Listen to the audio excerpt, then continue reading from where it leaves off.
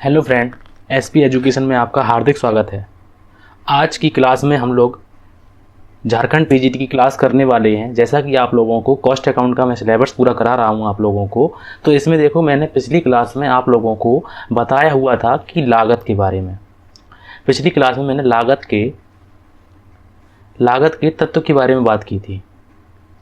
ठीक है, तो लागत के तत्व को हम लोगों ने समझ लिया था। आज हम लोग करेंगे लागत के वर्गीकरण या फिर इनके कॉन्सेप्ट को पढ़ेंगे और उनका क्लासिफिकेशन करेंगे कि लागत कितने प्रकार से होती है और कौन कौन से उसके प्रकार होते हैं, और इससे बनने वाले संबंधित एमसीक्यू जो मैंने आज आप लोगों के लिए बना के रखे हैं, उनको एमसीक्यू को भी आज हम लोग चर्चा करने वाले हैं। तो मैंने लागत के तत्व मैंने आप लोगों को 3 बताए हैं। एक होता है हम लोगों का सामग्री, एक होता है श्रम और एक होता है व्यय, जिसे बोलते हैं मटेरियल, लेबर और एक्सपेंसेस। ये लागत के जो कम एलिमेंट होते हैं उनको हम लोगों ने पिछली क्लास में अच्छी तरीके से समझा था। अगर आप लोगों ने पिछली क्लास को नहीं देखा है तो उसको आप लोग देख लीजिएगा कि ये सारे के सारे नोट्स जो हैं वो पिछली क्लास के बनाए हुए हैं। आप लोगों को पूरा अच्छी तरीके से कॉन्सेप्ट क्लियर हो जाएगा। आज हम लोग बात करेंगे उपरिव्यय क्या होते हैं। आज की क्लास में हम लोग करने वाले हैं उपरिव्यय। ठीक है, और उपरिव्यय को हम लोग इंग्लिश में बोलते हैं ओवरहेड। ठीक है, तो आज की क्लास में हम लोग करने वाले हैं उपरिव्यय। उपरिव्यय क्या होते हैं? उपरिव्यय को जैसे बोलते हैं ओवरहेड। अब ओवरहेड की बात अगर आए तो ओवरहेड याद रखिएगा कि ओवरहेड हमेशा 3 चीज़ों से बनते हैं। तो फर्स्ट चीज़ जो है वो होती है कि अगर उपरिव्यय बनते हैं तो वो कैसे बनते हैं, तो अप्रत्यक्ष सामग्री से बनते हैं। अप्रत्यक्ष सामग्री से बनते हैं। अप्रत्यक्ष सामग्री को इंग्लिश में क्या बोलते हैं, तो इसे बोलते हैं direct material. Sorry, indirect material बोलते हैं इसको। हम लोग क्या बोलते हैं इसको? Indirect material. एक सेकेंड, इसे इंग्लिश में बोलते हैं इनडायरेक्ट मटेरियल। इनडायरेक्ट मटेरियल इसे बोलते हैं। अब उसके बाद है दूसरी जो है उपरिव्यय जो जिनसे बनते हैं, तो उसमें दूसरा है अप्रत्यक्ष श्रम से बनते हैं, और तीसरा है अप्रत्यक्ष व्यय से बनते हैं। तो अगर आप लोगों से पूछे कि ओवरहेड किन से बनते हैं या फिर ओवरहेड में क्या क्या शामिल किया जाता है, तो ओवरहेड में हम लोग अप्रत्यक्ष सामग्री को यूज करते हैं। इसे बोलते हैं अप्रत्यक्ष श्रम को इंग्लिश में बोलते हैं इनडायरेक्ट लेबर बोलते हैं। श्रम को लेबर बोलते हैं, और इसे बोलते हैं इनडायरेक्ट एक्सपेंसेस। तो ये इंग्लिश में, हिंदी में नाम होते हैं। उपरिव्यय में अगर पूछा जाता है कि उपरिव्यय किन से बने होते हैं, तो आप लोग याद रखिएगा कि उपरिव्यय जो बने होते हैं वो तीनों के तीनों जो होते हैं वो इनडायरेक्ट चीज़ों से बने होते हैं। इनडायरेक्ट चीज़ें हमारी कौन सी होती हैं, तो वो मैंने पिछली क्लास में आप लोगों को डायरेक्ट के बारे में भी अच्छी तरीके से बताया है और इनडायरेक्ट के बारे में भी अच्छी तरीके से बताया है। अगर आप लोगों ने क्लास को नहीं देखा है तो मैंने डिस्क्रिप्शन बॉक्स में पूरी कॉस्ट अकाउंट की एक प्लेलिस्ट बना दी है। आप लोग वहाँ पर जाके क्लिक करके पूरी क्लास को क्रम वाइज देख सकते हैं। क्लास में नंबर भी डले हुए हैं कि क्लास नंबर 1, क्लास नंबर 2, इस प्रकार से आप लोग देख सकते हैं। आप लोगों को कोई दिक्कत होने वाली नहीं है। बात आती है कि कुछ बच्चों ने बात की थी टाइम की, कि टाइम कितने बजे होता है। तो इसमें जो है हमारे पे लाइव वीडियो नहीं डाल सकते अभी हम, फिलहाल तो हम लोग आप लोगों के लिए वीडियो ही डाल सकते हैं। तो आप लोग कहीं भी वीडियो जब मेरा आ जाए तो आप लोग इसमें देख लीजिएगा। ज़्यादातर वीडियो जो आएंगे वो सवेरे के टाइम पे, सुबह मॉर्निंग में टाइम पे आएंगे आप लोगों को। तो ये इन्फॉर्म करने के लिए मैंने आप लोगों को बता दिया है। और जैसे ही जैसे मैं क्लास लेता हूँ आप लोगों को, मैं कमेंट सारे के सारे सभी के सभी पढ़ता हूँ। ठीक है, तो आप लोग याद रखिएगा कि आप लोग अगर कमेंट करते हैं कि सर डिस्क्रिप्शन में क्लास लीजिए, तो मैं पूरी कोशिश करूँगा आप लोगों को कि डिस्क्रिप्शन में क्लास दूं। ठीक है, डिस्क्रिप्शन भी साथ में चलेगा और एमसीक्यू भी साथ में चलेगा। ठीक है, थैंक यू फॉर सपोर्ट आप लोगों के लिए। तो हम ऐसे ही आप लोग सपोर्ट करते रहिए और मेरे चैनल को सब्सक्राइब करिए। ठीक है, जिससे कि मैं आगे जाके वीडियो आप लोगों के लिए लाइव बना सकूं। चलिए हम लोग टॉपिक पे बातें करते हैं। तो इतनी देर में हम लोगों ने टॉपिक से थोड़ा सा डिस्ट्रैक्ट हुए हैं, तो टॉपिक पे आ जाइए। अप्रत्यक्ष सामग्री, अप्रत्यक्ष श्रम और अप्रत्यक्ष व्यय, ये होते हैं हम लोगों के, जिससे क्या बनती है, हम लोगों की ओवरहेड बनती है। ओवरहेड बन जाते हैं। अब बात आती है कि कॉस्ट का जो हम लोगों ने वर्गीकरण किया है, उनको वर्गीकरण की बात आती है। अब हम लोग क्या करेंगे कि इनके व्यय के जो होते हैं, जो कॉस्ट के होते हैं, उनको हम लोग बांटेंगे। ठीक है, लागत का जो वर्गीकरण होता है, हेडिंग भी डाल लेते हैं हम लोग कि क्लासिफिकेशन ऑफ कॉस्ट। तो लागत का वर्गीकरण, लागत का वर्गीकरण। अब लागत का वर्गीकरण जो होता है वो अगर पूछा जाए कि प्रकृति के आधार पर, अगर पूछा जाता है कि प्रकृति, एक सेकेंड, अगर पूछा जाता है आप लोगों से कि प्रकृति के आधार पर, किसके आधार पर, तो प्रकृति के आधार पर अगर हम लोग लागत का वर्गीकरण करते हैं तो प्रकृति के आधार पर इन्होंने किया है, लागत का जो वर्गीकरण किया है वो 3 भागों में किया है। तो वो 3 भाग कौन कौन से हैं, तो एक भाग है हम लोगों का सामग्री, लागत में क्या होते हैं, सामग्री होती है, श्रम की लागत भी होती है, श्रम भी होती है, और व्यय भी होता है, तो व्यय भी इन्होंने शामिल किया है। इनकी इंग्लिश आप लोगों को पता है, इसे मटेरियल बोलते हैं, इसे लेबर और इसे एक्सपेंसेस, और इसे बोलते हैं कॉस्ट। ठीक है, अब बात आती है कि प्रकृति के आधार पर तो हम लोगों ने कर लिया है, अगर बात आती है लागत केंद्र के संबंध में, जो लागत आती है तो उसको केंद्र के संबंध में जानने की कोशिश करिए। तो ऐसे मान लो कि इसमें इस प्रकार से लिखा आता है कि लागत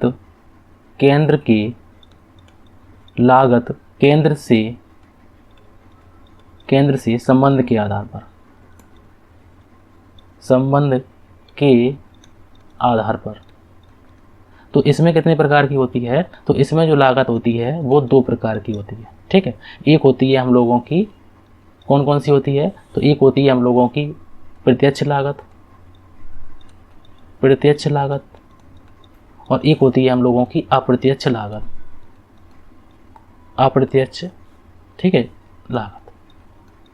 अब एक बात आती है कि लागत जो होती है उसको हम लोगों ने, जैसे मान लो कि ये पूछा जाता है, अक्सर करके यही क्वेश्चन आते हैं और इनसे भी क्वेश्चन पूछे गए हैं, तो उनके बारे में भी हम लोग जान लेते हैं कि लागत का जो वर्गीकरण किया है वो व्यवहार के आधार पर किया है। मान लो इस प्रकार से लिखा आता है, जो मेन पॉइंट हैं उन पर हम लोग चर्चा करेंगे। ये बात निश्चित है कि जैसे मान लो कि पूछा जाता है कि लागत के व्यवहार या आचरण के आधार पर, आचरण के अनुसार, ठीक है, के अनुसार।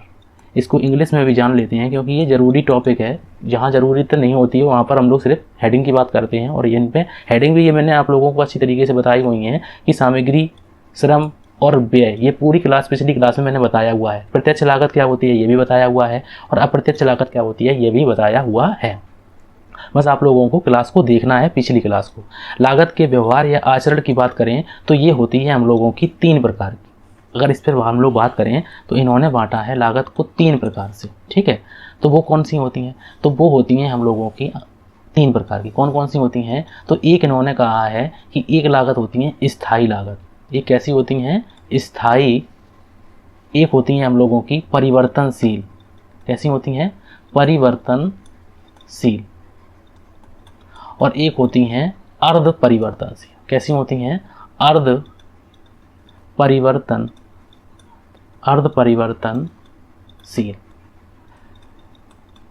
इस टॉपिक से ज़्यादा क्वेश्चन पूछे गए हैं, इनको भी हम लोग चर्चा करेंगे। अगर मान लो फिक्स को पूछा जाता है, स्थायी को पूछा जाता है, तो इसे बोलते हैं फिक्स, इसे बोलते हैं वेरिएबल, और इसे बोलते हैं सेमी वेरिएबल। क्या बोलते हैं, सेमी वेरिएबल। तो अब बात आती है कि कौन सी को हम लोग फिक्स मानेंगे, कौन सी लागत को फिक्स मानेंगे, कौन सी लागत को वेरिएबल मानेंगे। ठीक है, अब जैसे मान लो, देखो मैं आप लोगों को एग्जाम्पल देके समझाऊंगा, आप लोगों को अच्छी तरीके से समझ में आ जाएगा। जैसे कि मान लो ये एक रूम है, ठीक है। अब इस रूम में जो है वो एक मशीन यहाँ लगी है, एक मशीन यहाँ लगी है, और एक मशीन यहाँ लगी है। ये मतलब ये 4 मशीनें लगी हैं। ये मशीन जो है ए है, इसका नाम है बी, इसका नाम है सी, इसका नाम है डी। ये 4 मशीनें लगी, ठीक है। अब ये जो जगह पे लगी हैं इसका लगता है रेंट, ठीक है। अब रेंट लगता है, रेंट मतलब कि किराया, और किराया लगता है मान लो 2000 रुपये।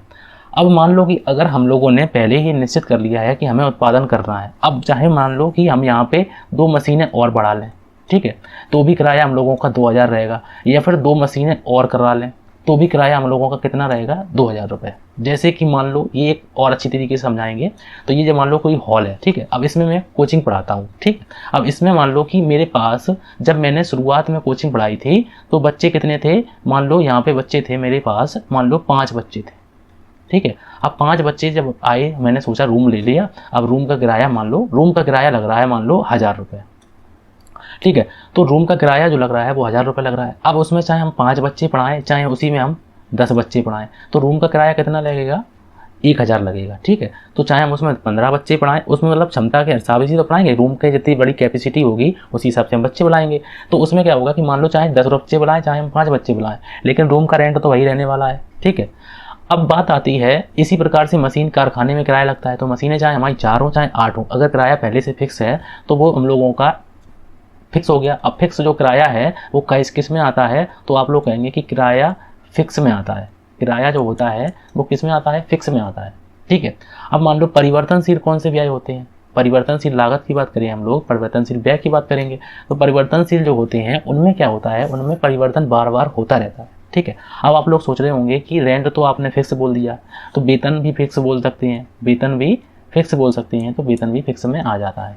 जैसे कि हिरास जो हो गया, बीमा हो गया, बीमा जो होता है, बीमा हो गया, हिरास जो होता है वो भी फिक्स में आता है, लेकिन बहुत से लोग हिरास को फिक्स में नहीं रखते हैं, ठीक है।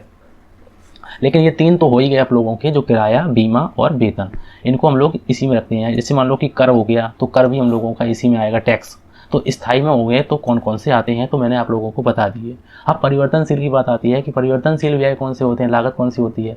तो परिवर्तनशील लागत जैसे मान लो कि ये जो है हम लोगों के, इसमें मान लो 4 मशीनें लगी, ठीक है, रेंट तो उतना ही लगना 2000। अब लेकिन मशीनों को जो पावर दी जाती है, वो इनके चलने के हिसाब से चलेगी। अगर मान लो कि ये मशीन जो है वो 8 घंटे चलेगी, तो 8 घंटे की पावर खर्च करेगी, तो ये इसकी हो गई। अगर ये मशीन 6 घंटे चलेगी तो ये 6 घंटे इसमें पावर यूज होगी। अगर ये मशीन सी मशीन है, इसमें 4 घंटे चलेगी तो ये 4 घंटे की लागत देगी। और डी मशीन जो है अगर कोई घंटे नहीं चलेगी, मतलब निल चलेगी, तो इसमें लागत जो आएगी पावर की वो निल आएगी। तो आप लोग देखिए कि जैसे जैसे उत्पादन बढ़ेगा, वस्तु के परिवर्तनशील व्यय जो होते हैं वो ऊपर नीचे फ्लेक्चुअल होते रहते हैं, ठीक है। मतलब कि उनमें इस प्रकार की प्रकृति होती है, तो मतलब कम ज़्यादा होते रहते हैं परिवर्तनशील व्यय। स्थायी जो होते हैं वो वस्तु के उत्पादन पर कोई प्रभाव नहीं छोड़ता है, उनका मतलब कि फिक्स होते हैं, तो इनको हम लोग फिक्स में आते हैं हम लोगों के। और अर्ध परिवर्तनशील ऐसे व्यय होते हैं जो कुछ हिस्सा तो उनका फिक्स में आता है, लेकिन कुछ हिस्सा उनका बाद में परिवर्तनशील में चला जाता है। अगर बात आती है कि स्थायी लागत में हम लोग किसको शामिल करते हैं, तो स्थायी लागत में जैसे मान लो ज़्यादातर लोग भवन का किराया है, कर्मचारियों का वेतन हो गया, अंकेक्षण फीस हो गई, हिरास हो गया, मैंने भी आप लोगों को बताया हुआ है कि ये परिवर्तनशील स्थायी में आते हैं।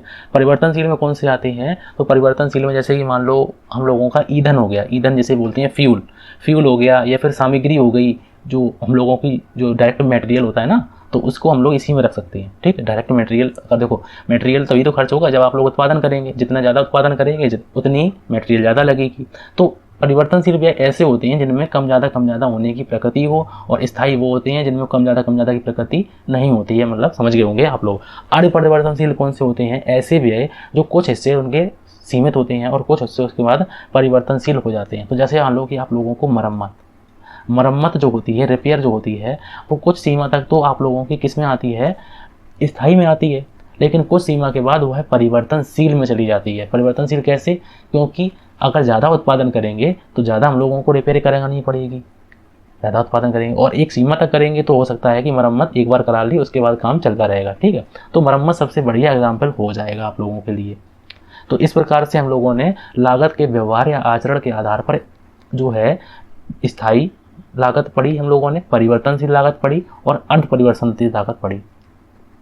और हम लोग इसके MCQ भी करेंगे। तो MCQ में और कोई क्वेश्चन जैसे मान लो कि नहीं आता है हम लोगों का, जो मेरे द्वारा आप लोगों को नहीं बताया गया है, उससे भी और MCQ के द्वारा भी क्लियर हो जाएंगी कुछ बातें, क्योंकि मैं वहाँ पर भी क्लियर आप लोगों को कर दूंगा, ठीक है। तो अब हम लोग करने वाले हैं इसके MCQ, जो MCQ एग्जाम में पूछे जाते हैं उन पर भी हम लोग बात करेंगे।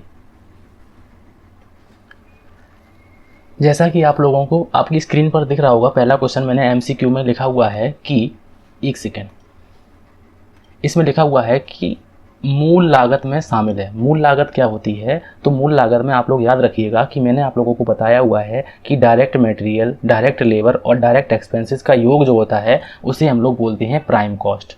प्राइम कॉस्ट कैसे बनती है, तो हम लोग कहीं चर्चा कर लेते हैं, एक सेकेंड।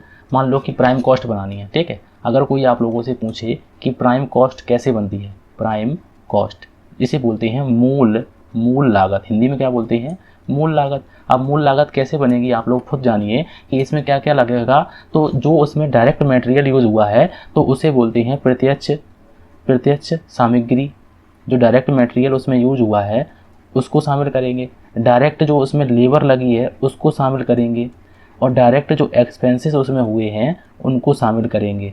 तो इसमें जो होता है वो सारा का सारा डायरेक्ट चीज़ें आती हैं, सभी की सभी जो आती हैं वो डायरेक्ट चीज़ें आती हैं। अगर बात आती है इनको इंग्लिश में करने की तो इन्हीं को बोलते हैं डायरेक्ट मटेरियल बोलते हैं, ठीक है। इसे बोलते हैं डायरेक्ट लेबर बोलते हैं, डायरेक्ट लेबर। अगर आप लोगों को कॉन्सेप्ट क्लियर नहीं है कि डायरेक्ट क्या होता है, इनडायरेक्ट क्या होता है, तो उसके पहले आप लोगों को क्लास तो भाई देखनी पड़ेगी। तो प्लीज़ आप लोगों से रिक्वेस्ट है कि इस क्लास से पहले आप लोग पिछली क्लास को ज़रूर देखें। उसके बाद है कि इसे बोलते हैं डायरेक्ट एक्सपेंसेस। तो जो मूल लागत बनती है हम लोगों की वो इन 3 चीज़ों के योग से बनती है। इससे आप लोगों के न्यूमेरिकल भी हल हो जाएंगे कि प्राइम कॉस्ट कैसे बनती है। तो प्राइम कॉस्ट में 3 चीज़ें शामिल होती हैं, कौन कौन सी, तो हम लोग देखते हैं ऑप्शन में कि डायरेक्ट मटेरियल है तो बिल्कुल होती है, डायरेक्ट लेबर है तो बिल्कुल होती है, और डायरेक्ट एक्सपेंसेस हैं तो ये भी होते हैं। तो मूल लागत में इसका आंसर होगा डी ऑप्शन, बिल्कुल सही आंसर हो जाएगा। उसके बाद क्वेश्चन नंबर 2 कि विक्रय मूल्य में शामिल होती है। विक्रय मूल्य में क्या क्या शामिल होता है, मूल लागत शामिल होती है, या फिर कारखाना लागत शामिल होती है, या फिर उत्पादन लागत शामिल होती है, या फिर कुल लागत शामिल होती है, और चौथा ऑप्शन के बाद 5वां ऑप्शन भी है उपरोक्त सभी होती है। तो इसका राइट आंसर आप लोगों को बताना है कि जो विक्रय मूल्य होता है, सेल्स प्राइस जो होता है, उसमें हम लोग क्या क्या शामिल करेंगे। तो मैंने आप लोगों को पहले ही बताया हुआ है या नहीं बताया है, लेकिन अब बता दे रहे हैं कि मूल लागत तो होती ही है, मूल लागत प्राइम कॉस्ट तो होती ही है। उसके बाद होता है फैक्ट्री कॉस्ट। तो फैक्ट्री में जो कॉस्ट आएगी उसे फैक्ट्री कॉस्ट बोलेंगे, तो फैक्ट्री की कॉस्ट भी उसमें शामिल होती है। उसमें कारखाने की भी शामिल होती है, और जो होती है कारखाने के बाद ऑफिस भी होती है, ऑफिस में जो होती है ना ऑफिस कॉस्ट, उसे भी शामिल करती हैं। कॉस्ट ऑफ प्रोडक्शन भी शामिल होती है और कुल लागत भी शामिल होती है। तो इसका राइट आंसर होगा डी ऑप्शन, बिल्कुल सही आंसर हो जाएगा। उसके बाद नंबर 3 क्वेश्चन में लिखा हुआ है कि मूल लागत एवं कारखाना उपरिव्यय के योग को निम्नलिखित में से किस रूप में जाना जाता है। अगर हम लोग इसकी बात करें तो इसकी बात करेंगे हम लोग, देखो जैसे कि मान लो डायरेक्ट मटेरियल है, ठीक है, डायरेक्ट मटेरियल है, यहाँ पे लिख दिया डायरेक्ट मटेरियल, यहाँ पे लिख दिया डायरेक्ट लेबर, ठीक है, यहाँ पे लिख दिया डायरेक्ट लेबर, और यहाँ पे लिख दिया हम लोगों ने डायरेक्ट एक्सपेंसेस, ठीक है, इसको लिख दिया हम लोगों ने यहाँ पे। तो इन तीनों का योग जो कहलाएगा वो कहलाएगा हम लोगों का प्राइम कॉस्ट, ठीक है, इसको हम लोग यहाँ पे लिख देंगे, ठीक है। उसके बाद जो होगा इसमें अगर हम लोग प्राइम कॉस्ट में अगर हम लोग फैक्ट्री कॉस्ट अगर हम लोग शामिल करते हैं फैक्ट्री कॉस्ट को, तो यहाँ पे लिखेंगे, और फैक्ट्री कॉस्ट को अगर जोड़ देंगे प्राइम कॉस्ट में तो ये हम लोगों की बन जाएगी फैक्ट्री एक्सपेंसेस आएगा यहाँ पे, एक सेकेंड। फैक्ट्री में अगर हम लोग प्राइम कॉस्ट ये रही हम लोगों की, प्राइम कॉस्ट में अगर हम लोग फैक्ट्री के खर्चे जोड़ देते हैं, फैक्ट्री के अगर एक्सपेंसेस जोड़ देते हैं तो हम लोगों की क्या आ जाएगी, तो आप लोग कहेंगे सर हम लोगों की फैक्ट्री कॉस्ट आ जाएगी। और इसी को इंग्लिश में दूसरा नाम भी बोलते हैं वर्क कॉस्ट, क्या बोलते हैं, वर्क कॉस्ट, ठीक है। उसके बाद अगर हम लोगों ने फैक्ट्री कॉस्ट के बाद अगर हम लोगों ने ऑफिस एक्सपेंसेस शामिल कर दिए हैं, ऑफिस एक्सपेंसेस अगर शामिल कर दिए हैं तो वो हम लोग यहाँ लिख देंगे। और ऑफिस एक्सपेंसेस के बाद अगर हम लोगों की आती है तो हम लोगों की फिर क्या आती है, ऑफिस कॉस्ट आती है, यहाँ पे लिख देंगे हम लोग। तो इस प्रकार से मैंने आप लोगों को आगे बताएंगे हम लोग आपको कि इसको कैसे करते हैं। कॉस्ट शीट जो बनाते हैं हम लोग उस पर भी हम लोग क्वेश्चन करेंगे, ठीक है, न्यूमेरिकल भी करेंगे, ऐसी नहीं है कि सिर्फ थ्योरी और एमसीक्यू ही करेंगे, न्यूमेरिकल को भी साथ में करेंगे, जिससे पूरा का पूरा कॉन्सेप्ट क्लियर हो जाएगा। तो चलिए हम लोग अभी फिलहाल न्यूमेरिकल तो नहीं है इस चैप्टर में, लेकिन हम लोगों की यहीं से बन जाएंगे। तो मूल लागत में आप लोगों को पता है प्राइम कॉस्ट होती है, इसी को बोलते हैं। और फैक्ट्री ओवरहेड के योग को निम्नलिखित में से क्या कहते हैं। तो मैंने अभी आप लोगों को बताया हुआ है कि मूल लागत ये रही हम लोगों की, और फैक्ट्री के एक्सपेंसेस को अगर हम लोग शामिल करते हैं जैसे ओवरहेड बोलते हैं, उनको कहलाएंगे हम लोगों की फैक्ट्री कॉस्ट या फिर वर्क कॉस्ट। तो चलिए हम लोग देख लेते हैं। तो उसे क्या कहेंगे हम लोग, कारखाना लागत कहेंगे, फैक्ट्री कॉस्ट कहेंगे, या फिर उत्पादन लागत कहेंगे, तो ये तो नहीं कहेंगे, कुल लागत तो नहीं कहेंगे, और इनमें से कोई नहीं कहेंगे। तो मतलब इसका जो राइट आंसर है तीसरे का ए ऑप्शन बिल्कुल सही आंसर हो जाएगा। उसके बाद 4 नंबर क्वेश्चन में लिखा हुआ है कि नियंत्रणीय लागत है, कंट्रोलेबल कॉस्ट कौन सी कही जाती है। तो मतलब जिसको हम लोग कंट्रोल कर सकते हैं, कौन सी ऐसी लागत जो होती है उसको हम लोग कंट्रोल कर सकते हैं।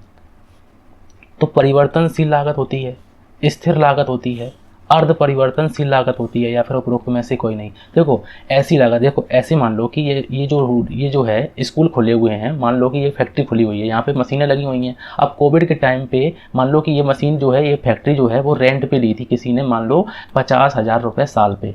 अब मान लो कि कोविड आ गया, अब कोविड में ये जो बंद रही होगी, जो फैक्ट्री बंद रही होगी, तो इसमें कोई काम नहीं हुआ होगा, लेकिन इसका जो किराया लगेगा वो तो लगा ही होगा, पक्का लगा होगा। तो ये जो आएगी, ये लागत जो हो गई हम लोगों की, तो ये स्थिर लागत में चली गई। लेकिन हमसे पूछा गया है नियंत्रणीय लागत कौन सी होती है। तो नियंत्रणीय जो लागत होती है वो हम लोगों की परिवर्तनशील लागत होती है, क्योंकि ये हम लोगों के हाथ में होती है, हम लोग किस प्रकार से उत्पादन करें। क्योंकि अगर हम लोग अच्छी तरीके से, अच्छी एफिशिएंसी के साथ वर्क करेंगे तो हो सकता है हम लोगों की जो लागत आए वो कम आए, ठीक है। और फिक्स कॉस्ट जो होती है वो हमेशा फिक्स रहती है, चाहे हम उत्पादन करें या ना करें, इससे कोई फर्क नहीं पड़ता है, हमारी लागत आएगी तो वो तो आएगी। उसके बाद नेक्स्ट क्वेश्चन, और नेक्स्ट क्वेश्चन में लिखा हुआ है कि परिवर्तनीय लागत का उदाहरण है, मतलब कि परिवर्तनीय जो लागत होती है, जो वेरिएबल कॉस्ट होती है, वो उसका उदाहरण क्या है। प्रत्यक्ष सामग्री लागत, तो प्रत्यक्ष सामग्री लागत होती है, या फिर किराया, दर और कर होती है, या फिर पूंजी पर ब्याज होती है, या फिर उपरोक्त सभी होती है। तो इसका राइट आंसर आप लोगों को बताना है कि इसका राइट आंसर क्या हो सकता है। परिवर्तनीय लागत, परिवर्तनीय लागत कौन सी होती है। तो देखो परिवर्तनीय लागत जो होती है वो डायरेक्ट मटेरियल होती है। कैसे होती है मैं आप लोगों को समझाता हूँ कि जैसे मान लो कि अगर हम लोग उत्पादन करेंगे तो जैसे मान लो कि उत्पादन ज़्यादा करेंगे तो जो मटेरियल यूज होगा वो ज़्यादा ही होगा, ठीक है। तो मतलब कि प्रत्यक्ष सामग्री लागत ज़्यादा आएगी। और हम लोगों ने अगर मान लो उत्पादन कम किया तो उत्पादन की जो सामग्री लागत है वो कम आएगी। तो इसमें जो है वो परिवर्तन होता रहता है, सामग्री में परिवर्तन होता रहता है, कहीं कम कहीं ज़्यादा, कहीं कम कहीं ज़्यादा। कहीं अगर मांग ज़्यादा है तो हम लोग ज़्यादा चीज़ें बनाएंगे, और ज़्यादा चीज़ें बनाएंगे तो उसमें लागत ज़्यादा आएगी, और लागत ज़्यादा आएगी तो मटेरियल ज़्यादा लगेगा। तो इस प्रकार से जो परिवर्तनशील लागत होती है वो उसको हम लोगों ने समझ लिया है। अब किराया, दर और कर, ये तो मैंने आप लोगों को कैसे बताए हैं, अपरिवर्तनीय बताए हैं। अपरिवर्तनीय कैसे बताए हैं, स्थायी ये बताए हैं, सॉरी स्थायी लागत बताई है। ये जो लागत होती हैं वो कैसी लागत होती हैं, ये जो नीचे वाली दो होती हैं वो स्थायी लागत होती हैं। और ये भी जो पूंजी पर ब्याज है ये भी उन लोगों का स्थायी लागत में आ जाता है, कुछ हिस्सा इसका अपरिवर्तनीय। उसके बाद क्वेश्चन नंबर 6 में लिखा हुआ है, आगे की बात करेंगे हम लोग। और क्वेश्चन नंबर 6 में लिखा हुआ है कि कुल परिवर्तनीय लागत, कुल मतलब कि होता है total variable cost is due to, मतलब इंक्रीज क्यों करती है। कुल परिवर्तनीय जो लागत होती है वो इंक्रीज मतलब क्यों करती है, वृद्धि का कारण क्या है उसका। विक्रय में वृद्धि, स्थिर लागत में वृद्धि, उत्पादन में वृद्धि, या फिर इनमें से कोई नहीं। तो इसका राइट आंसर आप लोगों को बताना है कि इसका राइट आंसर क्या हो सकता है। तो आप लोग सोच रहे होंगे कि कुल परिवर्तनीय लागत में अगर वृद्धि हुई है तो पक्का उत्पादन में वृद्धि हुई होगी। उत्पादन में वृद्धि हुई होगी तो आप लोगों ने मांग ज़्यादा की होगी, किसकी, सामग्री की मांग ज़्यादा की होगी तो उसकी सामग्री की लागत आएगी ज़्यादा। अब सामग्री को लेंगे आप लोग तो उसके लिए लेबर लेंगे तो लेबर की लागत भी ज़्यादा आएगी। लेबर लेने के लिए उसके बाद एक्सपेंसेस भी उसके ज़्यादा होंगे। तो उसमें क्या होगा कि कुल जो परिवर्तनशील लागत होती है वो बढ़ जाएगी आप लोगों की। अब उसके बाद ने से लिखा हुआ है कि 7वां नंबर क्वेश्चन में लिखा हुआ है कि सभी परिवर्तनीय व्यय होते हैं। सभी जो परिवर्तनीय व्यय होते हैं वो कैसे होते हैं, प्रत्यक्ष अप्रत्यक्ष व्यय होते हैं, प्रत्यक्ष व्यय होते हैं, वितरण उपरिव्यय होते हैं, या फिर विक्रय उपरिव्यय होते हैं। तो इसका राइट आंसर है बी ऑप्शन बिल्कुल सही आंसर हो जाएगा। उसके बाद नेक्स्ट क्वेश्चन में लिखा हुआ है क्वेश्चन नंबर 8 में कि अर्ध परिवर्तनशील लागतें होती हैं। अर्ध परिवर्तनशील जिसे बोलते हैं सेमी वेरिएबल कॉस्ट, स्थायी होती हैं, परिवर्तनशील होती हैं, आंशिक स्थायी होती हैं एवं आंशिक परिवर्तनशील होती हैं। तो इसका राइट आंसर जो है वो सी ऑप्शन बिल्कुल सही आंसर हो जाएगा। उसके बाद 9 नंबर क्वेश्चन में लिखा हुआ है कि आग लगने से हुई सामग्री की हानि, मतलब कि आग से लग गई हम लोगों की और उससे हो गई हम लोगों को हानि, आग लगने के कारण हम लोगों की हो गई हानि। तो उस प्रकार ऐसी हानि को किस में रखेंगे, असामान्य हानि में रखेंगे, सामान्य हानि में रखेंगे, व्यापारिक हानि में रखेंगे या फिर इनमें से कोई नहीं में रखेंगे। तो इसका राइट आंसर आप लोगों को बताना है, क्योंकि ये जो टॉपिक हैं, एक होती है हम लोगों की सामान्य हानि, सामान्य हानि, ठीक है, और एक होती है हम लोगों की असामान्य हानि, असामान्य हानि। इसे बोलते हैं नॉर्मल लॉस, इसे बोलते हैं नॉर्मल लॉस, और इसे बोलते हैं एबनॉर्मल, एबनॉर्मल लॉस। तो हमसे पूछा गया है कि आग लगने के कारण, ठीक है। अब नॉर्मल लॉस में जैसे हम लोग बात करें, ये टॉपिक जो है ज़रूरी है, इनको भी हम लोग करेंगे। सामान्य हानि की बात करें तो जैसे मान लो कि कोई जनरली हम लोगों की जो सामान्य हानि होती है, जैसे कि डेप्रीसिएशन लगना, जैसे मान लो कि कोई लागत है, किसी में हम लोगों ने कोई चीज़ बनाई, उसमें हम लोगों को पता है कि इतना इतना स्क्रैप होना है, तो वो हम लोगों की हानि में कुछ ना हिस्सा, कुछ हिस्सा जाएगा। तो ऐसी हानि जो हम लोगों को पता होती है, जो हम लोग रोक नहीं सकते, उसे बोलते हैं सामान्य हानि, ठीक है। सामान्य हानि किसे बोलते हैं? जो जर्नली आती है, जिसे हम लोग रोक नहीं सकते हैं, उसे हम लोग सामान्य हानि में रखेंगे। और असामान्य हानि वह होती है जिसको हम लोग रोक सकते हैं, उसे बोलते हैं असामान्य हानि, ठीक है। अब असामान्य हानि ऐसी होती है जो बार बार होने की प्रकृति वाली नहीं होती है। असामान्य हानि जो होती है वो बार बार प्रकृति में होने वाली नहीं होती है। अब जैसे मान लो कि आग लगने से हुई, तो आग लगने से जो हुई सामग्री में नष्ट हो गई, तो हम लोगों को क्या हर रोज आग लगेगी कि हर बार आग लगेगी? ऐसा तो नहीं होगा ना कि हर बार आग लगेगी। आप लोग कहेंगे कि हमारी सामग्री नष्ट हो गई आग लगने के कारण, तो हर साल हम लोग इतना ऐसा निकाल देते हैं क्योंकि हम लोग ये सोचेंगे कि हर साल हम लोगों की आग लगेगी, नहीं सोचेंगे। तो ऐसी हानि हम लोग क्या सोचेंगे, जो हम लोगों ने नहीं सोचते हैं जिसके बारे में, उसको बोलते हैं असामान्य हानि। तो इसका राइट आंसर होगा हम लोगों का असामान्य हानि। और जो हम लोगों की नॉर्मल कंडीशन पे होती रहती है हानि, जो हमें पता है कि ये सामग्री इतनी हानि तो हम लोगों को होनी है, चाहे हम लोग कुछ भी कर लें, तो उसे बोलते हैं सामान्य हानि।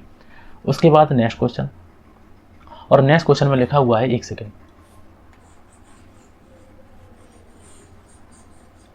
उसके बाद नेक्स्ट क्वेश्चन में लिखा हुआ है कि मूल लागत मतलब प्राइम कॉस्ट तथा उपरिव्यय मिलकर बनते हैं, उपरिव्यय मिलकर बनते हैं, विक्रय मूल्य बनते हैं, कुल लागत बनते हैं, उत्पादन लागत बनते हैं, या फिर कार्यालय लागत बनते हैं। तो इसका राइट आंसर हम लोग अभी फिलहाल हम लोग इतना रखेंगे कि इतना क्वेश्चन समझ लीजिए। जब हम लोग कॉस्ट शीट बनाएंगे तो आप लोगों को प्रॉपर समझाएंगे कि किससे क्या बनता है, किसके बाद क्या बनता है, ठीक है। और एग्जाम्पल से बाद उसके क्वेश्चन भी करेंगे हम लोग, जिससे कि एक आध क्वेश्चन करेंगे जिससे आप लोगों को और अच्छा समझ में आ जाए। तो मूल लागत तथा उपरिव्यय मिलकर क्या बनते हैं, तो वो जो बनते हैं उन्हें बोलते हैं हम लोग कुल लागत बोलते हैं।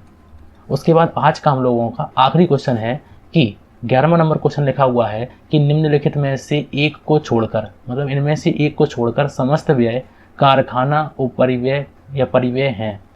तो ऐसे व्यय वो कौन से व्यय हैं जो कारखाना उपरिव्यय में के हैं, उनको ऐसे एक को छोड़कर। कारखाने का बीमा, तो ये तो बिल्कुल है। उसके बाद ह्रास, ये भी बिल्कुल होता है। उसके बाद ड्राइंग कार्यालय का वेतन, ड्राइंग का ऑफिस सैलरी या फिर वेतन। तो इसमें जो है वो कारखाना एक को छोड़कर, तो इसमें से एक को छोड़कर समस्त व्यय जो होते हैं वो कारखाना के हैं। तो इसमें जो सैलरी होता है वो इसका पार्ट नहीं होता है। कारखाने में क्या मिलती है, तो कारखाने में अगर पूछा जाता है तो कारखाने में क्या मिलती है, मजदूरी मिलती है। वेतन कहाँ मिलता है, तो वेतन मिलता है हम लोगों को कार्यालय में, और कार्यालय को बोलते हैं ऑफिस। तो ऑफिस की बात कही थी, मतलब कि निम्न में से एक को छोड़कर, तो एक को छोड़कर, एक को वेतन को छोड़कर जो कारखाने में आएगी, तो कारखाने में मिलती है मजदूरी, जिसे बोलते हैं बेजेस, ठीक है। तो इस प्रकार से हम लोगों ने आज कॉस्ट अकाउंट के ये 11 MCQ के हैं। इसी के और MCQ करेंगे लागत के तत्व में। अगर हम लोगों को लगेगा कि और MCQ करने हैं तो फिलहाल तो मैंने आपको इतने बता दिए हैं, फिलहाल और भी क्वेश्चन करेंगे हम लोग अगली क्लासों में। तो आप लोगों से रिक्वेस्ट है कि मेरे जो चैनल है SP एजुकेशन, इसको ज़रूर ज्वाइन करें, जिससे कि आप लोगों को कोई भी मैं वीडियो डालूं सबसे पहले आप लोगों तक पहुंचे। मैं आप लोगों के लिए ऐसे ही जल्द से जल्द क्लास लेता रहूँगा। रेगुलर क्लास लेने की मेरी पूरी तैयारी रहेगी कि मैं आप लोगों को एक वीडियो रोज़ प्रोवाइड करूँ, जिससे आप लोगों का कुछ ना कुछ सिलेबस ज़रूर पूरा हो। Thank you for watching.